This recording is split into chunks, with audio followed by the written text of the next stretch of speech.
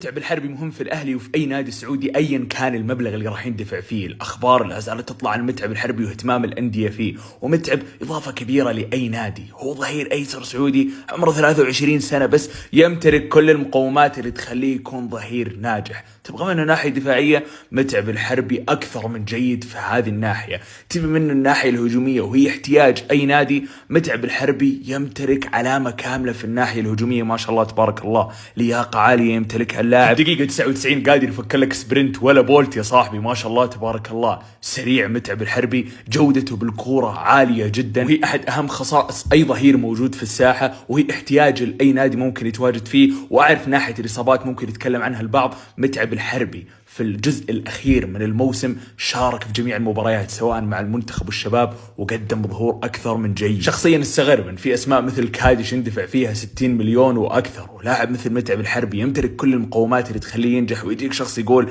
ما يستحق كل هذه المبالغ. دافع من جيبك أنت يا صاحبي. أغلب الأندية بيكون عندها فائض في الميزانية لأنها ما قدرت تصرف أجانبها، فراح تحط ميزانيتها على المحليين. مؤمن كثير أن متعب في الأهلي هو إضافة لا تقل عن إضافة فراس البريكان.